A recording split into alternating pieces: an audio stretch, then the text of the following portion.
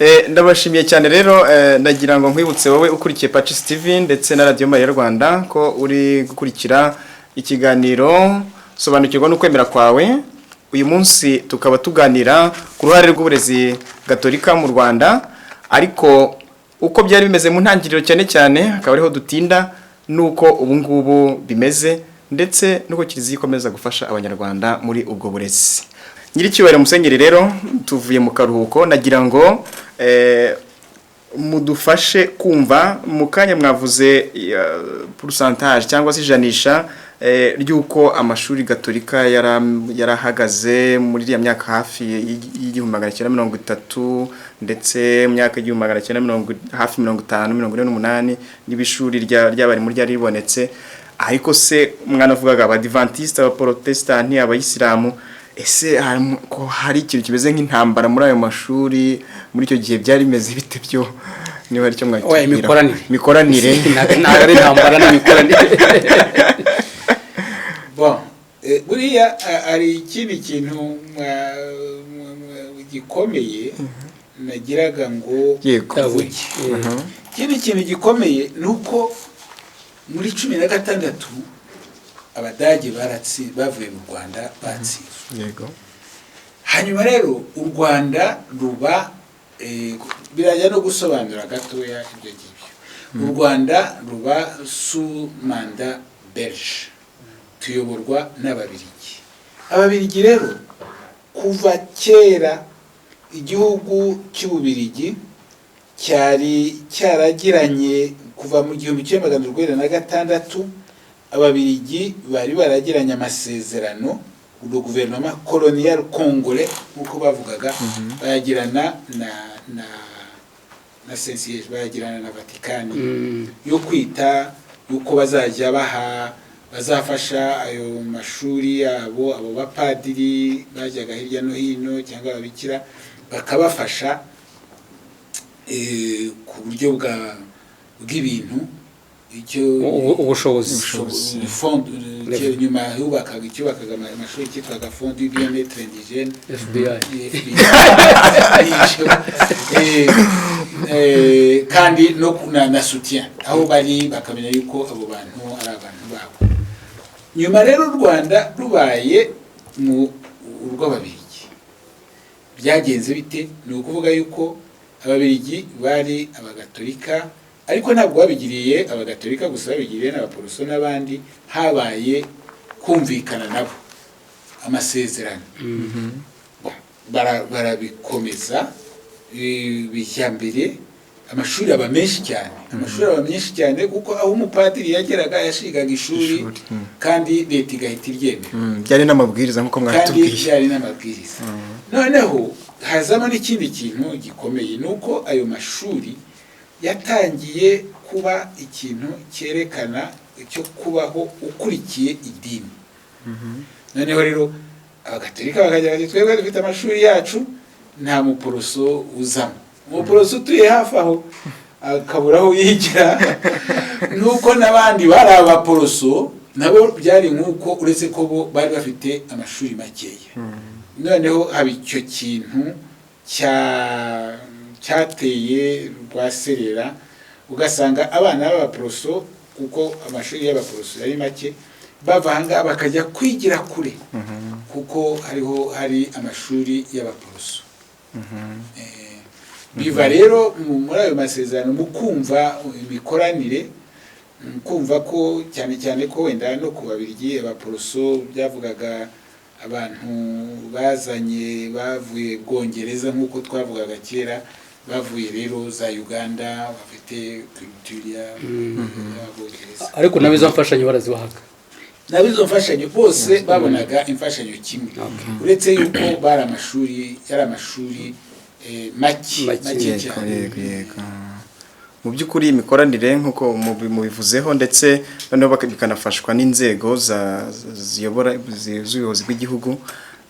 Ibyo ngibyo ni byiza cyane. Rero Nyiricyubahiro Musenyeri nagira ngo ndaza kubagarukaho, ariko nagira ngo Padiri Pascal adufashe ingorane n'ibibazo uburezi gatolika bufite muri iki gihe. Mu gihe cyo hambere hari ingorane zari zihari, na n'ubu ngubu rero kugira ngo duse naho ikiganiro cyacu gisa naho kidufasha, nagira ngo mudufashe izo ngorane n'ibibazo bihari mu rugo burezi gatolika ziteye zite. Murakoze uko hari Padiri Gatare n'icyo Musenyeri abitubwiye, uburere n'uburezi ni zimwe mu ngingo zikomeye, mu nkingi zikomeye z'ubutumwa bwa Kiliziya, kandi uko icyo Musenyeri abitunyuriyemo mu mateka cyane cyane y'uburezi n'uburere mu Rwanda, kimwe n'ahandi hose ingorane zigenda zibonekamo kuva kera no kugera n'ubu ngubu ziraboneka. Twavuga mbere na mbere, duhere ku cyo Padiri Gatare yageze kuvuga, ikibazo Papa Francisco yibaza avuga ati ese bishoboka bite ko amashuri yacu arera abantu benshi ariko rimwe na rimwe ugasanga ba bandi barerewemo nibo banarwanya Kiliziya. Icyo bwacyo ni ikibazo gikomeye cyane, ariko si ikibazo kiremereye kuko narengeye kuvuga mpereye ku kintu Cardinal Christian Tumi muri Cameroon yigeze kuvuga. Natanga ikiganiro bamubaza bati bite ko tubona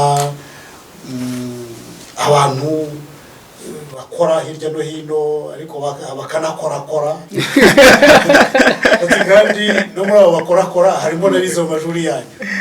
Yarasubije ati turabyemera rwose barimo, ariko abo bigize iwacu hari icyo barusha abandi, ati ibi buri bo barakorakora ariko bakaza no kwireka ati icyo cyo bakirusha abandi.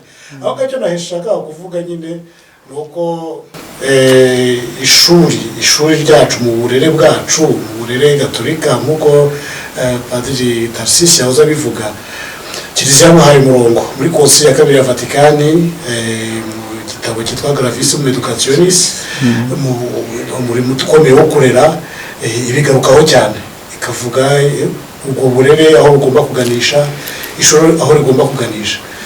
Mu ngorane rero iryo shuri gatolika rihura naryo muri iki gihe, nuko akenshi isi turimo itumva aho iryo shuri rigana, icyerekezo cy'ubwo burezi, cy'ubwo burere kigana hehe.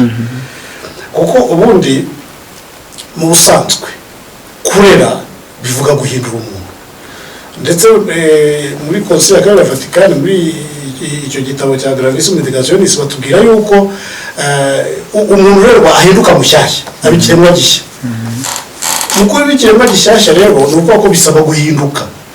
Muri rusange rero umuntu warezwe ni wa muntu uhinduka, kamere muntu yavukanye ikagenda irushaho kuba nziza. Iyo rero umuntu adahindutse ngo imibereho ye ihinduke ubwe ku giti cye, kabone nawe yaba yarabinuje uburyo bwabo rero ntacyo buba bwaramaze.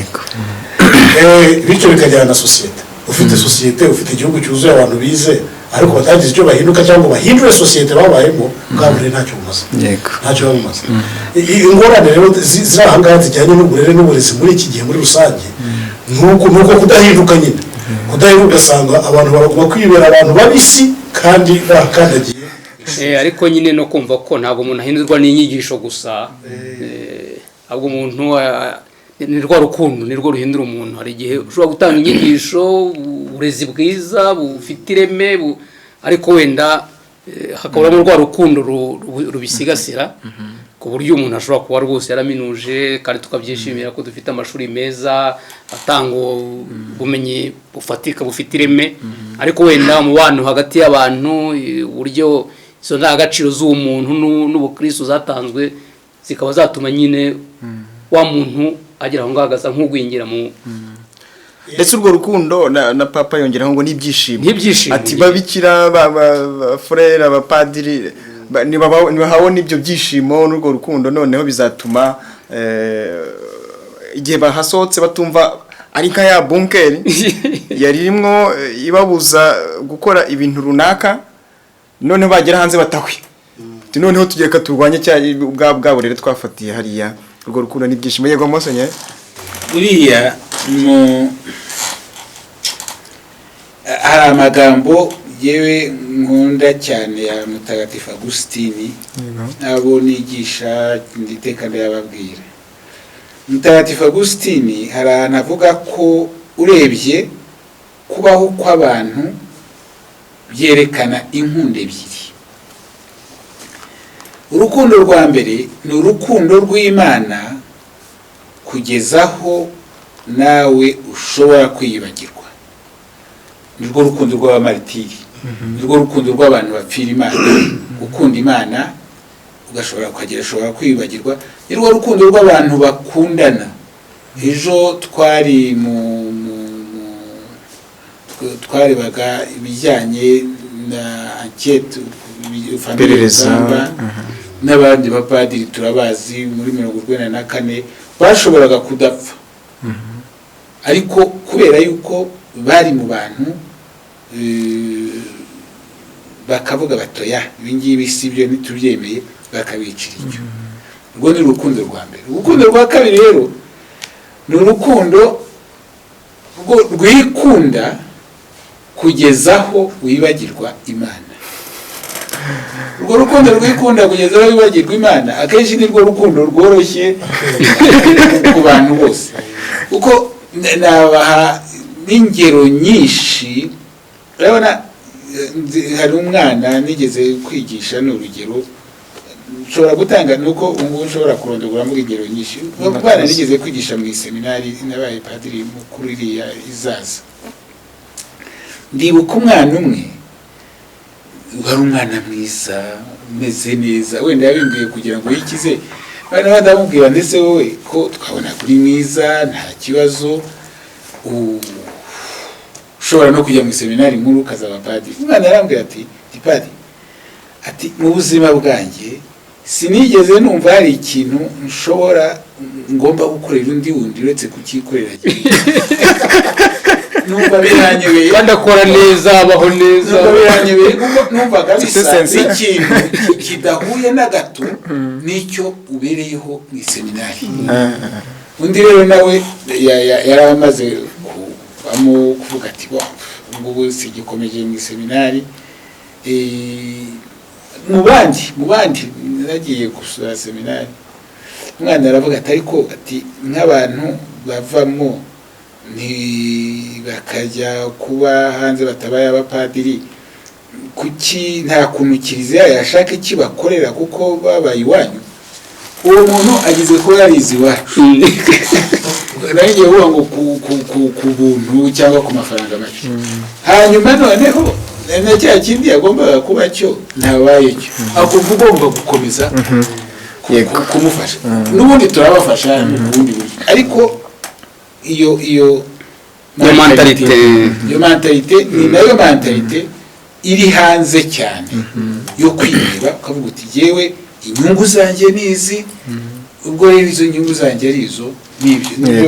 Padiri Pascal yavugaga iyo utabaye converti, iyo udahindutse nibyo ukurikira inyungu zawe gusa, ibindi ni akazi kabyo. Yego, murakoze cyane. Padiri Pascal, wo guhinduka muri izo ngorane. Muri izo ngorane zindi rero harimo ikibazo kijyanye n'izindi nzego zifatanya mu burezi. Rimwe na rimwe hari igihe hazamo kubusanya n'indangagaciro cya cyerekezo. Ubwo ndashaka kuvuga wenda uko abashinzwe uburezi abari benshi. Vatikani ya kabiri na Kiliziya ivuga yuko uburezi bwa mbere ni ubw'ababyeyi, hakaba abayobora ibihugu za leta, hakaba abantu ubwabo, hakaba n'abandi bantu, ariko hari igihe nyine hazamo kubusanya. Rimwe na rimwe bishobora kubaho ko igihe rya shuri rijyana n'uburezi gatolika ryigisha indangagaciro runaka, hari abandi bashobora kuvuga bati nyamara ntabwo ari byo, ntabwo bijyanye, bakigisha izindi ndangagaciro. Rimwe na rimwe hakaba hari igihe bishobora kugongana, ariko ibyo byose abantu bicaye hamwe bakaganira hari aho bigana. Rya shuri Padiri Gatare yarivuzeho, Musenyeri yarivuzeho, rya shuri rishingiye ku rukundo n'ubutabera. Iryo shuri rero niryo ritanga za ndangagaciro za kimuntu ariko n'indangagaciro nyirisitu. Tuzi ko indangagaciro nyirisitu rimwe na rimwe akenshi muri iyo zivuze hari abagira ngo ubimye uburenganzira bwawe, abantu ugasanga barukangira ibyornyi ibibona kurusha kwirukangira ibibafasha kurushaho. Icyo gihe rero nyine aho ngaho hazamo akantu gatera ingorane rimwe na rimwe n'ibibazo.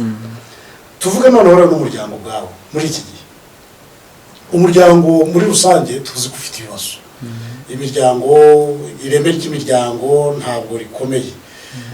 Kuba ridakomeye rero bigira ingaruka ku burezi. Wa mwana ugiye ku ishuri avuye hehe? Ahantu avuye rero iyo atahawe bazi, ni ukuvuga atahawe intangiriro nziza, ku ishuri biragorana. Ariko rya shuri ryacu icyo rigamije ni ukuvuga yuko niba umwana atarabonye iyo baze ayibonere ku ishuri. Noneho naho niba umuryango utaramuhaye by'ingenzi, ishuri riri mu muryango wa kabiri. Ishuri gatolika naho ngaho riganisha ngomba kuba umuryango wa kabiri ufasha wa mwana gukura akabaho neza, ikamubera umubyeyi, akaba ari hakura abavandimwe.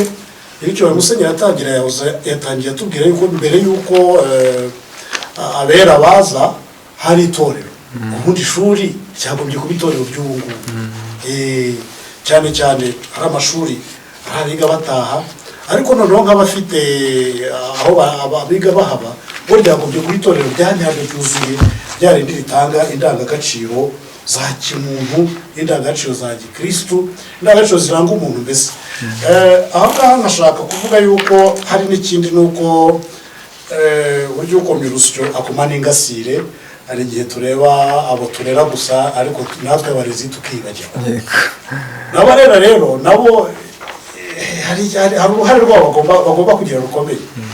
Hari abarezi, abarimu, abigisha, ariko hakaba n'ababyeyi nyine rw'abari b'umuryango navugaga. Mbese twese hamwe tugakorera hamwe kugira ngo turebe wa mwana dushaka kurera uzaba umuntu ejo bundi ameze ate.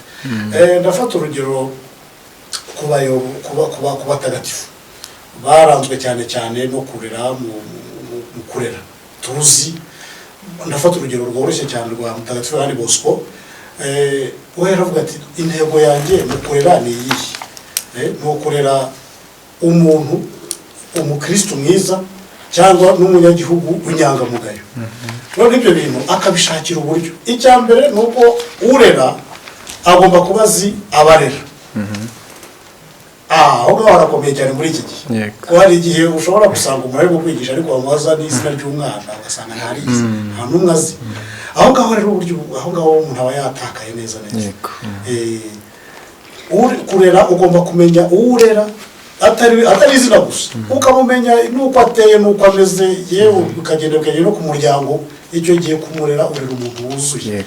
Icyo gihe kibuze ni ingorane ikomeye cyane. Erega hari n'ikindi kibazo cyo ko hari igihe ushobora gufata uwo mwana w'iki gihe ukumva ari wowe wari uriwe, kandi ibihe byarahindutse. Hari ibintu byinshi bituma rwose uko wenda we uburere n'ubu bwakoroheraga watuje ibyo byangombwa kugira ngo abwinjiremo. Kumumenya rero ni ukumumenya mu gihe harimo uko ateye ubu ngubu, ntuvuye gusa ngo ngende ndibuka yuko mu myaka mfite imyaka nari meze ni. Yego. Ndabashimiye cyane rero. Nagira ngo nkwibutse wowe ukurikiye Pacis TV ndetse na Radio Maria Rwanda ko uri gukurikira ikiganiro sobanukirwa n'ukwemera kwawe. Uyu munsi tukaba tuganira ku ruhare rw'uburezi gatolika mu Rwanda, ariko uko byari bimeze mu ntangiriro cyane akaba ariho dutinda nuko ubu ngubu bimeze, ndetse nuko Kiliziya ikomeza gufasha abanyarwanda muri ubwo burezi. Tugeze rero mu gice navuga kinagana no ku musozo w'ikiganiro cyacu, ariko igice cyihariye. Ndabagarukaho Padiri Pascal, ariko nagira ngo mbanzirize kuri Musenyeri Nyicyubahiro Musenyeri. Ubundi ayo mashuri twavuze hari n'icyo twakwita wenda école inclusive, abamugaye, abafite ubumuga butandukanye. Kiliziya ibanza yarabimbuye nanone mu kubafasha muri bwa burezi n'uburere. ese byari bimeze bite na n'ubu ngubu bihagaze bite? Bon, hari yewe wenda nsa n'uvanga ibintu. Hari ikintu nagiraga ngo ngarukeho na nyuma ndagira ngaho, nuko kandi n'umutera turakorana ku buryo bukomeye ni leta. Leta rero buriya leta igerageza no gufasha abantu bari aho, igerageza no kuba buriya amashuri twahoze tuvuga, amashuri atangiye independence, ubwigenge bw'u Rwanda bumaze kuba, habaye za akoro nyinshi, ariko cyane cyane ubwa mbere navuge ko Kiliziya Gatolika ifite amashuri menshi. Habaye ikintu gisa n'aho leta igira iti nimuduhe igice kimwe muri aya mashuri. Abaza akoro muri 1962 habaye ibintu bituma rwose hari ukugabana ayo mashuri hagati ya leta na Kiliziya. Kubwo rero tugenda tubaho ku buryo bw'amasezerano. Noneho muri leta y'u Rwanda yigenga byagiye bihindagurika hirya no hino. Ayo mashuri rero nk'uko igituma mbivuga n'iki, nuko akenshi ayo mashuri ava ku bantu b'intamenyekana, abonwa nande na wa mupadiri uraho, na wa mubikira uraho, na wa wundi wita ku bantu bafite ibibazo. Umwe mu bantu wabibonye vuba, murabizi mu Rwanda, umwana wabaga ufite ubumuga ndetse wasangaga iwabo bamwisha. Umwe mu bantu rero wabibonye vuba ni Padiri Frepon Ndagijimana, Joseph Frepon, waraje atangira ishuri ryo ku ngo basigaye bavuga gusana ingingo, abana bafite ibibazo, bafite ubumuga bw'ingingo, batagenda neza, batagira. Ni rimwe mu mashuri urebye ni nk'uwa mbere wabitangiye ku buryo bugaragara, yaritangirira i Gatagara. Hari abantu benshi bahize nyuma baranitunga, ndetse yewe bashaka n'uburyo bwo kubaha icyabatunga. Buriya radiyo, hari radiyo yabayeho yitwaga Mera. Radiyo Mera itangira bayikoreye abo bantu kugira ngo bicare utwo tuntu tubatungiye. Hanyuma haje amashuri y'abafite ubumuga bwo kutumva. Ayo mashuri na n'ubu arahari, rimwe riri Butare, irindi riri hano i Kigali, ababikira ba Smardone, ba Philippe Smardone bari hariya i Nyamirambo. Hari n'amashuri noneho y'abana bafite ubumuga bwo kutabona, nabo barabigisha muri ayo mashuri ni Butare, sinaho gusa n'ahandi muzi ko bana barahari bagerageza gufasha Ikibeho. Ubwo Ikibeho ari ishuri ryabo rikomeye ryatangiye. Ubwo rero ni uburyo bwerekana ukuntu abo bantu batangiye n'ukuntu baje bikomoka kuri situation, uko babaga baraho mu rugo ntawe ubitayeho, noneho baraza. Ndetse ubu ngubu hari n'amashuri afasha abana bafite ubumuga mu mutwe.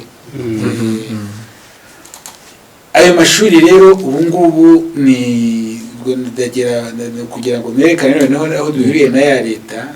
Muri leta y'u Rwanda ubu baravuga yuko byari bikwiye kuba amashuri inclusive gukora amashuri ni ukuvuga afata abana akabashyira hamwe n'abana bazima badafite ubumuga bakigana.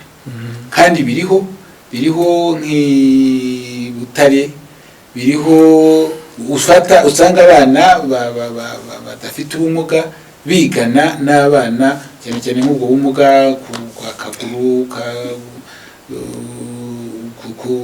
kubikora kana. Nari mfite abana kubera ko mfite nka Kiliziya, nk'umuyobozi wa Kiliziya, mfite amashuri abiri y'abafurere de Saint Gabriel. Hari igihe nabanaga abana abo ngabo nabasabaga ariko byari bihuje n'amategeko ya leta, abana batavuga neza bafite ubumuga bwo kutavuga, kubigisha hamwe n'abandi nubwo biba biruhisha, ariko nabo bakiyumva ko nabo ari abantu nk'abandi. Ariko birarushya kuko umwana aragenda akabona koko yuko hari aho bitagenda neza, ariko baramenyerana kandi bakagerageza kwirwanaho uko bashoboye. Ubu rero ni kimwe mu bintu u Rwanda rushyize imbere, ni uguhuza abana biga bafite ubumuga n'abana batabufite. Ishuri ryahimbwe n'umuzungu w'umudage, ubu ngubu riyoborwa n'umupadiri w'umuparota na hakurya y'iwacu Kibirizi, ho banafata n'abana abo ngabo navuga bafite ubumuga mu mutwe, bakabi muri primaire bakajya kwigana n'abandi. Ibyo rero bizasaba ibintu byinshi leta na Kiliziya, ni ukuvuga kugira uburyo bwo kwita ku burere spécialisé, kuko ibuka yuko baje kudusaba ese abo bana na leta ndakeka hano banza ikiye bifite nta bantu bashobora kwigisha abo bana mufite bahekeza abo bana. Ni ibintu bikomeye kandi ni umurimo mwiza, kuko umuntu wese iyo abonye nk'uwo mwana avuyeyo biramushimisha. Ariko ngira ngo bininjira muri amateka ya Kiliziya, tuvuze ko ari expertane humanitaire, kuvuga ngo hari muri ayo mateka abantu bagiye bagira iyo ngabire bakabona ko bashobora gufasha abo bantu, hanyuma ubwo bunararibonye bakaba bukoresha kugira ngo babashe kuba bazirikana aba bantu. Erega ndakeka ari Padiri Gatare wabivuze, buriya Kiliziya ntabwo uburezi bwayo mbere na mbere ari uburezi bwa mass gusa, ni uburezi nk'uko babivuga personalisé. Ni ukuvuga na Padiri Pascal yahoze abivuga, ugomba kumenya uwo mwana, ugomba kumufasha, ugomba kumuba hafi.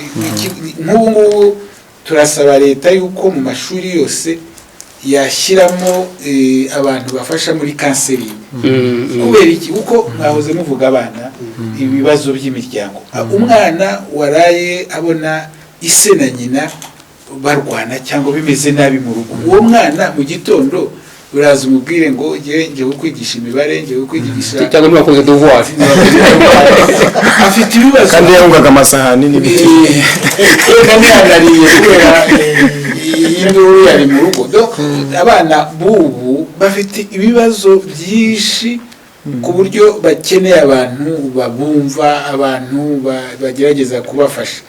Kuko kwigisha nk'uko mwabivugaga ntabwo ari ukubwira umuntu ngo vuga Icyongereza, menya kubaza, ni no kukubwira ati wowe uri umuntu, noneho baho nk'umuntu ufite ibyishimo byo kuba umuntu, ufite intumbero igaragara, ugana Imana, wumva ubuzima bwawe bushobora kuba ubuzima bwiza, niyo waba warakomotse ku babyeyi b'abakene, umuntu uzi guhitamo icyiza, nuko iyo ntumbero kugira ngo utagendera mu kigare.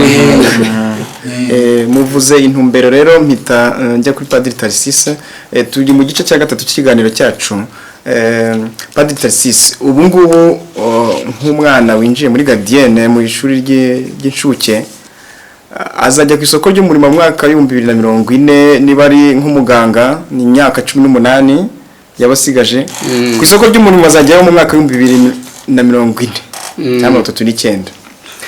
Ese uwo mwana ubu Kiliziya yo murebye mubona turi kumutegura kugira ngo azaba ari guhangana n'ibibazo biriho icyo gihe muri mwaka wa 2040, birumvikana ntabwo yasimbuka, natwe ntidusimbuka icyo gihe, natwe turaba iki gihe, cyangwa nanone ku mpande zombi nabwo turi gusa naho tumurera nk'uko twabayeho muri icyo gihe, cyangwa uwo mwana wo muri ya myaka Musenyeri yavugaga, ntitumutegurire icyo gihe kizaza. Ese iyo adaptation mubibona mute? Kiliziya iri gufasha cyangwa se ifata umwanya wo kuzirikana ko iha uwo mwana capacité d'adaptation? Njya mu kibazo cyo kuzirikana uburyo twafasha abakiri batoya kuzahangana n'ubuzima bw'ejo, cyane cyane turebye impinduka ziriho. Ni ikibazo kitareba Kiliziya gusa, ni ikibazo kireba societe muri rusange, kuko hari igihe byo kuvuga uti ndashaka kugira ngo ntegure umuntu kuba ejo yaba muganga, ejo yaba umwubatsi, ejo yaba umwarimu. Ibyo ni ibintu byoroshye, ariko kumutegura kugira ngo azabashe guhangana n'impinduka zigenda ziza buri munsi bisaba ibindi. Niyo mpamvu akenshi ubu ngubu abantu bagira bati hari igihe tubaha byinshi bakiga ibintu byinshi, ariko mu by'ukuri ntibabashe kugira ngo bibafashe kugira ngo ahubwo bazabashe kugenda gukora adaptation. Kugira ngo kera bavuga nyine ngo none muruta se de murutu, ntabwo ari ngombwa ibintu byinshi cyane, ahubwo ni karite y'ibyo cyangwa ibintu bya Montaigne ni tete bien faite plutôt que tete bien pleine. Ariko hari entrepreneurship. Icya kindi kikwigisha nyine guhanga. Ariko guhanga ni innovation, ni ibintu bijyanye n'ubushobozi bw'ako kanya. Ariko ndavuga impinduka zisaba kugira ngo umuntu aba amenye ko uyu munsi uraha, ejo uzaba hariya, uyu munsi urakora iki, ejo urakora kiriya. Ntuzobora kugira umwuga umwe mu buzima bwose ngo avuge ngo afite akazi azakora kugeza iki gihe. Ibyo rero birasaba kugira ngo tugaruke kuri wa muntu kurenza uko tugaruka ku bumenyi ni ibintu tumuhata tumuha. Ahubwo uwo muntu abasha kwitekerereza, abasha kwihitiramo, abasha kubona ibintu akaba yabibyazamo ibindi, abasha kugira autonomie de penser. Ibyo rero birasaba kugira ngo mu myumvire y'uburezi twe kuvuga gusa ngo turashaka abantu bazadufasha gukora ibintu mu myaka 5, imyaka 10. Habo umuntu uzajya ahora buri gihe amenye yuko ku isi hindutse, abasha kubonamo umurongo we kandi akawubona atajagaraye cyane cyangwa bitamutesheje umurongo. Ni ikintu rero gisaba kugitekerezaho hakiri kare. Nidukore former des professionnels baka kanya, ahubwo former des personnes qui sont capables de s'adapter aux situations qui changent. Wahoze uvuga ngo n'uwo mwana wo muri gardien cyangwa se mu ishuri ry'inshuke arabyuka saa 10 kugira ngo azagere kuri rya shuri, akaza kwiga amasaha angana cyagiye cyo kugira ngo abe yakwisanzura cyangwa se yaruhuka. Erego ubundi kugira ngo umuntu akorere mu bwenge nuko agomba no kumenya akiri mutoya akoresha igihe gitoya, kuko aratangira se yiga amasaha 10 nangahe akiri umwana wiga kubara no gusoma no kwandika gusa. Namara kugira igihe agomba kwiga amasomo 20 kandi agomba kuyarangiza hamwe, azasanga yarangije ubwo bushobozi bwo kwikonsantra kubera ko nyine no kuvuga ngo rero kubatoza no gukora ibintu byinshi mu gihe gitoya. Ibyo nabyo abantu babyitoza, hanyuma kumva yuko umwana ntabwo icyo kinari borage de crâne, so kumukiramo ibintu byinshi cyane, ahubwo no kumufasha kugira ngo ibyo bintu abashe kuba n'ibyo abonye yabyinjiza muri we. Kandi ubu ngubu kubera ikoranabuhanga ravuga ngo ubu ngubu icyo umuntu akeneye so kumenya ibintu byinshi no kumenya aho biri. Ariko ubaniye aho bagiye gatari muri yabyo bavugaga niko Jean de Dieu yavugaga gutegurira uwo mwana, gutegurira uwo nguwo urerwaye bikorwa biti. Numva uko societe zacu zibikora, ari Kiliziya ari na leta, hari ikintu cyiza umuha iby'ingenzi bazi. Niyo uvuga ati basic education, umuha base. Ubu ku myaka 12 nuko harimo primaire na secondaire, iyo base tuba tuzi ko dufite profile y'umuntu ameze gutya, burya ibisigaye ubuzi ko ashobora kuyakora. Ni ngombwa kumuteganyiriza. Nibyo guciye mu ijambo. Ubundi kimwe mu bintu bigaragara mu isi nuko umuntu c'est un être qui s'adapte. Nuko agenda akajya ahantu natwe ubu ngubu ntabwo tumeze nk'uko basogokuru bari cyangwa badata cyangwa babiriti. kiliziya nayo yaragiye inyura mu bintu byinshi.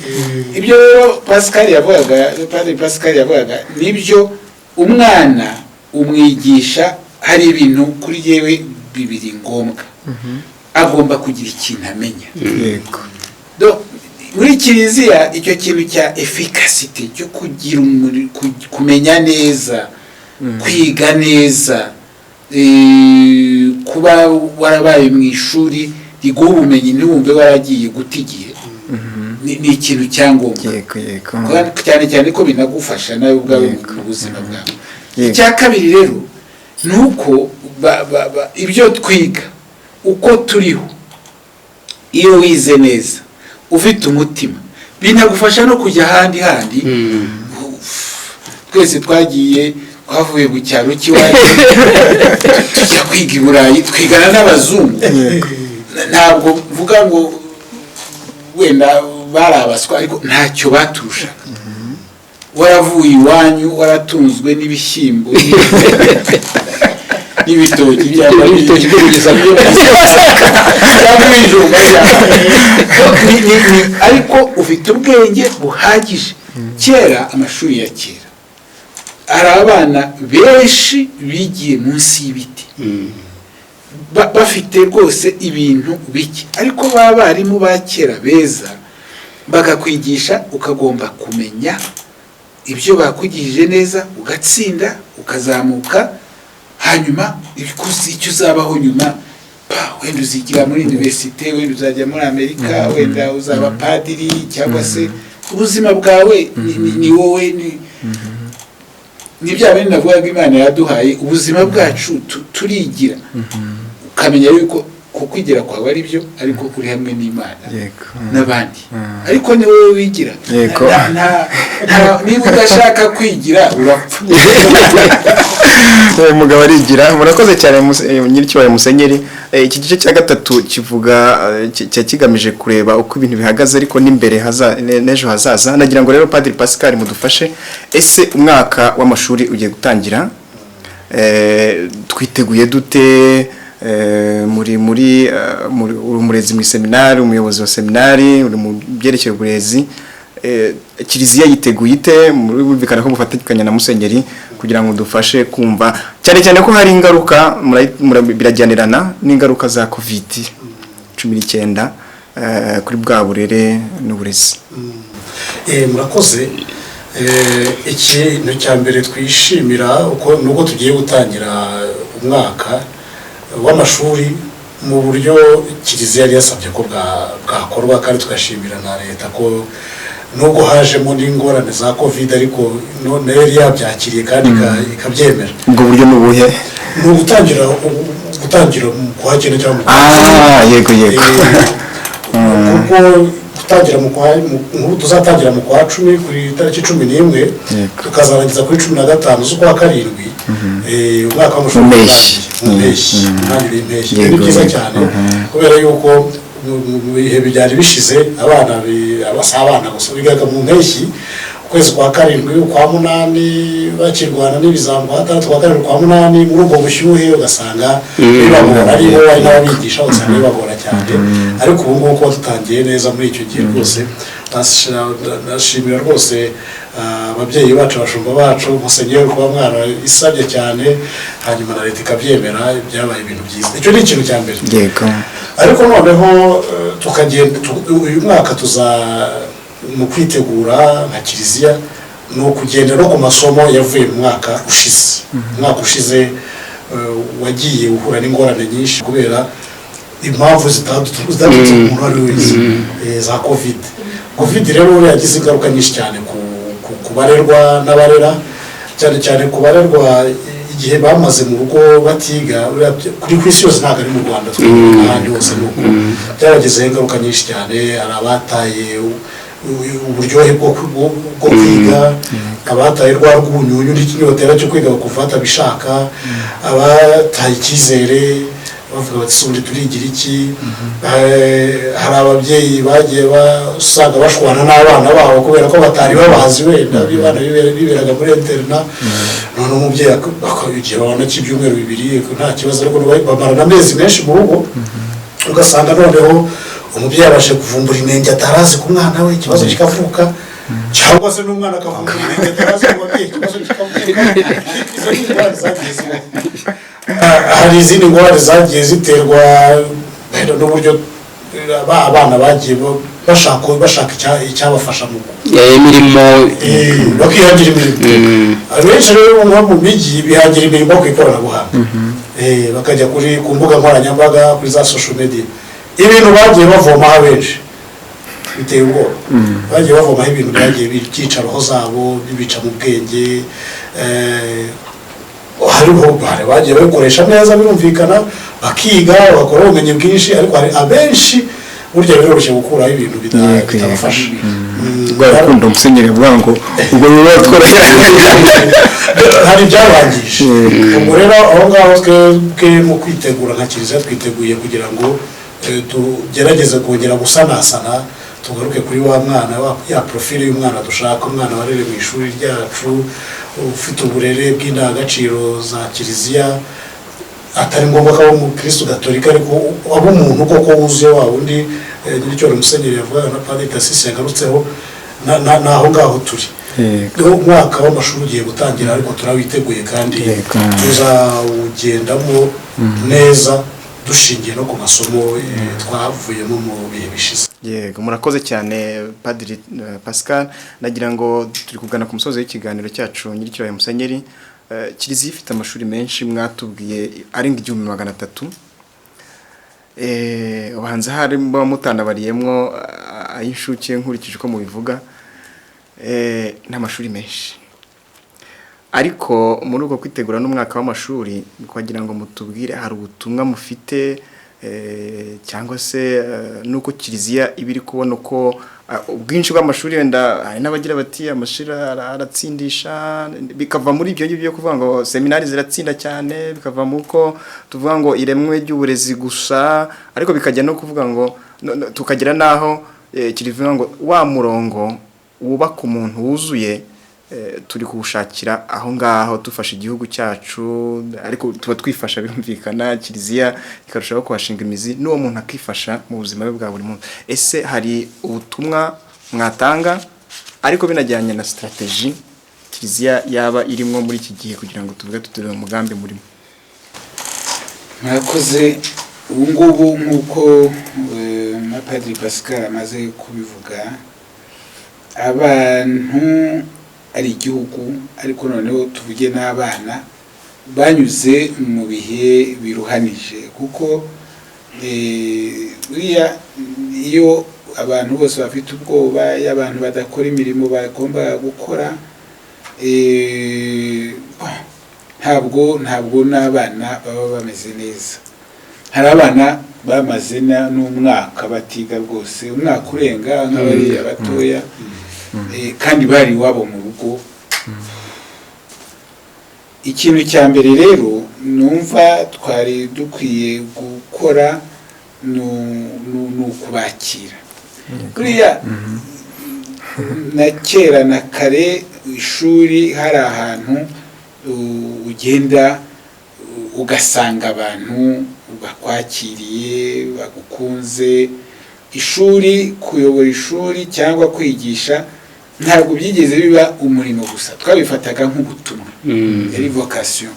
Hari n'abantu bari barize bike, ndabyibuka umwarimu w'umwaka wa mbere ugasanga ari umubyeyi ukunda abana nk'uko yabigirira abana be bwite. Icyo kintu rero numva ari ngombwa, kwakira uwo mwana uko n'ubundi wakwakiriye umwana wawe, kuko Imana iba yamugushyize mu maboko, aba ari uwawe icyo gihe, kandi numva Imana izakubaza ese uyu mwana wamumariye iki. Ntitubone ishuri nk'umurimo gusa. Icya kabiri ni mu mashuri yose, ariko cyane cyane yacu birumvikana, ni ukuyaha izo za orientation, iyo ntumbero twavuze, umurongo ngenderwaho twavuze wo kubitaho mu ngorane zabo, no kubamenyereza gukunda Imana. hari ibintu bibaho ntabwo ari na ngombwa kuvuga ngo bana se ko bamwe batemera ibi abandi bakemera biriya. Numva ishuri na kera na kare mbere yo kujya mu ishuri cyangwa mu ishuri twarasengaga kuko ni ikintu kikwibutsa yuko ubuzima bwawe butari ahangaha. Ntiwaririmba indirimbo yubahiriza igihugu gusa wanasenga, uranasenga kuko niyo ndirimbo yubahiriza igihugu nayo ni nziza. Ni ikintu kikwibutsa yuko uri umunyarwanda, ariko noneho hari n'ikindi kikwibutsa yuko uri umwana w'Imana. Ibyo ngibyo numva mu mashuri yose gatolika icyo kintu cyagombye kubaho, kinajyana n'isomo ry'iyobokamana. Twasabye ko haba amasaha 2 kuri ayo masomo y'iyobokamana, kandi leta yarabyemeye mu mashuri yacu yose. Numva ari ikintu ngombwa kuko ni cya kindi gifasha umuntu kubaho umutima. Rirenze kukubwira ngo nkuko wafata mu mutwe cyangwa ibintu bya physique cyangwa chimie cyangwa imibare cyangwa se no kuvuga, kumenya kuvuga. Uwo muntu uvuga cyangwa ukora ibintu bya chimie cyangwa ibya physique ni n'umuntu ufite umutima. Uzagomba rero kugendera kuri indangagaciro z'abakristu tuzizwe. Icyo kuri je ni ikintu ngombwa ku cya kabiri. Cya gatatu rero nacyo nakibuze no gukora. Umwana ukora agakora ibintu byiza, uwo mwana agera ahantu agera biranamushimisha. Ibyo rero uko gukora kuri mu bintu byinshi, harimo club, harimo kukwigisha kubana n'abandi, kurenga imiryango ya Gisiyo Gatolika, imyidagaduro. Ubundi kera tukiri bato twebwe, ariko ntabwo ari twe gusa, umwana w'umunebwe umugiriye nabi, uwo mwana yagombye kumenyera gukora, agakora utuntu. Hari igihe navuga kandi mu seminari yuko mpitamo umwana w'inkubaganyi, ariko uwo mwana andutira umwana w'umunebwe utazi ibyo arimo. Icyo kintu rero ni n'ikintu dusaba mu mashuri yacu, uko gukoresha abana, kubaha mu maseminari byo biroroshye, nta n'ubwo wenda bari benshi cyane, ariko n'abandi birashoboka kubaha uturimo, gutuma abakuru bita kuri barumuna babo, gutuma bita ku isuku, gutuma bita kubaha uturimo, kugira icyo akunda nawe umwana akagenda yumva yuko ari responsable w'ikintu. Icyo kintu rwose numva ari ngombwa. Tuzongera tunabivuge, dufite inama mu minsi itaha, ariko hari n'ibindi bijyana nabyo birumvikana. Nuko ishuri Gatolika mu Rwanda nibura mu byo tuvuga ubu iki gihe ni ishuri aho twifuza ko kandi abana bagomba kubana neza, nta macakubiri. Ubundi abana simbona n'impamvu abana bagomba kugira amacakubiri. N'abakuru tuyabashyiramo. Umwana ariga hamwe na mugenzi we, ukareba ngo uyu ni mwene kanaka ze ko mwigana, ko mwicaranye, ko mupfa nabi mwese, mutsindwa kimwe ujya mu gutsinda kimwe. Ni ugupfusa. Ibyo bintu uko ari 3-4 gutuma haba, Pascal yabivuze, klima y'urukundo n'ubutabera. Wakoze amakosa baraguhana, wakoze neza baragushima. Si ukuvuga kugukubita, ariko bakoze neza baragushima. Donc bikaba ubuzima, kuko abo bana nibyo bazahura nabo mu buzima. Iyo ufite umurimo ukawukora nabi barabikubaza, ariko iyo ukoze neza urazamuka nuko n'ahandi bigenda. Numva rero dukurikije ibyo byaba ibintu byiza bidufasha, n'abo bana bakavayo, bakava hahandi habi, kuko nzi amashuri rwose ubona babyitaho. Abayobozi barabimenye, nka Pascal uko yabivuga, bazi yuko abana babo banyuze mu bintu bibi. bazi yuko za social media zatumye bajya mu bintu ntazi bashaka no gukomeza ku ishuri donc no kubirwanya kuko buriya kimwe mu bintu kurera ni ibintu bibiri kera kurera ni ibintu bibiri ububyeyi ni ibintu bibiri kandi kwigisha ni ububyeyi ni ukurera guha umwana inzira nyura ahangaha aha ni heza no kumurinda ukamenya yuko umwana ashobora ukagira amatwi yumva ashobora kugwa mu biyobyabwenge nk'ubu abana benshi bashyira mu biyobyabwenge ukamenya yuko uwo mwana ashobora kujya mu ngeso mbi zo kwishimisha ugasanga umwana inda zariyongereye kandi no mu bana batoya ni umurimo wacu rero na leta dufatanije kandi kubikora n'ibyo barabikora nabo wo kurinda abo bana prevention tugomba kubarinda kuko umwana nyine aba ari mutoya. Murakoze cyane nyiricyubahiro Musenyeri, tugeze ku musozo w'ikiganiro cyacu.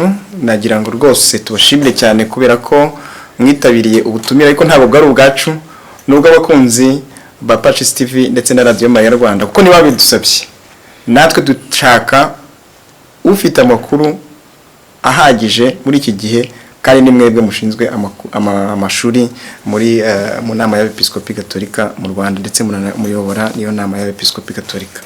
Turabashimiye cyane rero kuko n'ubutaha muzatwemerera mukagaruka kuko hari byinshi cyane abakurikira televiziyo ndetse na radio baba badusabye kugira ngo tuzabigeho inama tubiganireho kandi bigafasha. Icyo gihe tuyoborwa ubundi n'ijambo ryo muri Bibiliya rigira ati muhore mwiteguye guha igisubizo umuntu wese uzagira icyo babaza kubyerekeye kwizera kwanyu. Ibyo rero badusaba ko kenshi hari ingingo runaka dutumiramo abatumirwa bakaza bakadufasha kuzisesengura. Twabibashimiye cyane nyiricyo Musenyeri, n'ubutaha muzabyemera mugaruke.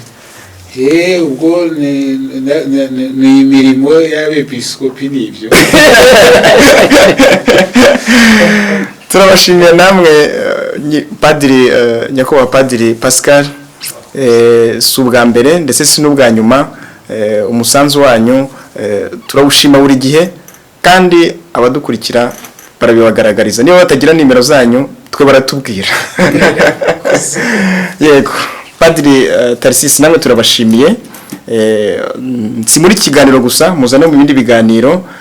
Umusanzu wawe nawo niba tagubona nimero zawe tuzajya tukugezaho uko baratubwiye kandi muzagaruke n'ikindi gihe. Murakoze cyane. Bakunzi rero ba Patches TV na Radio Mariya Rwanda, tugeze ku musozo w'ikiganiro cyacu. Ikiganiro cyari kirimo ibice bitatu. Twatangiye tuganira ku burezi mu butumwa bwa Kiliziya ndetse n'amateka mu ntangiriro z'igihugu cya mu ntangiriro za Kiliziya mu gihugu cyacu. Nyiricyo Musenyeri adufasha kujya muri ayo mateka tutakundaga kuvugaho cyane igihe twavuga ku burezi gatolika mu gihugu cyacu.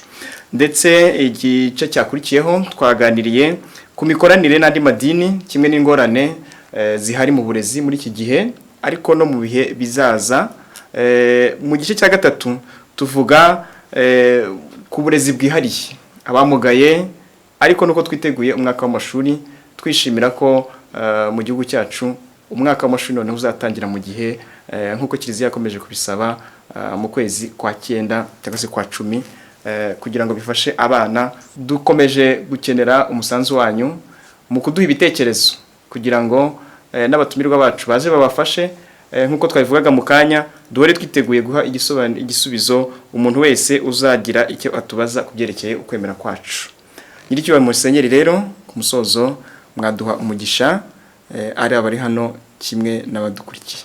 Ku izina ry'Imana Data na Mwana na Roho Mutagatifu, amen. Mana mubyeyi wacu, turagushimira ko waduhaye umutima n'ubwenge bushobora gushyikira nk'abantu birumvikana ibyo waremye. Turagushimira ko waduhaye amashuri abana bacu barererwamo, amashuri tugaragarizamo urukundo tugufitiye mu bantu, muri abo bana no mu bandi baba muri ayo mashuri, ari abarimu ari abandi bakozi bari mu ishuri. ubu tugiye gutangira rero umwaka w'amashuri, turagira ngo ayo mashuri yose tuyashyire imbere yawe, ukomeze abayobozi b'amashuri, ubahe ubushishozi, ubahe kumenya abo bashinzwe, ubahe gukunda no kugirira neza ishuri barimo, ni ukuvuga abo bantu bose bahari. Dushyize imbere yawe abarimu, urabahe gusobanukirwa n'ibyo bagomba kwigisha, ubahe gufasha abana gukura mu bwenge no mu mutima, ubahe gukunda ishuri ryabo ku buryo bashimishwa no kubona ishuri ryabo rijya mbere, abana batsinda kandi bagatsinda ari abana bazima. Tugushyize imbere abakozi bose bari mu mashuri kugira ngo bafashe abo bana, kugira ngo abo bana nyine bazamuke neza, yewe ndetse n'abo babayobora bazamuke neza cyane cyane. Ariko tugushyize imbere abana umutima wacu uhoraho, abana twifuza ko bakura, bagakurana umutima mwiza, bagakurana ubwenge, kugira ngo bazigirire akamaro mu buzima bwabo, bagirire akamaro igihugu cyabo, bagirire akamaro kiliziya, kandi bumve yuko uri mukuru, ari wowe Mana nkuru, ari wowe mubyeyi mukuru, byose bikomokaho. Uyu mwaka rero uraduhire, uyu mwaka uratubereye mwiza. Imyaka ishize twagize ingorane, turizera ko zizagabanuka, ariko tuzi neza yuko uri umubyeyi dukunda, uhora uduha umugisha. Uwo mugisha turawakira ku bwa Yezu Kristo umwami wacu. Amen. Nyagasani Yezu nabane nawe kandi muhorane, ushobora byose nabaho umugisha, Imana Data na Mwana na Roho Mutagatifu. amen. Murakoze cyane, naho ubutaha.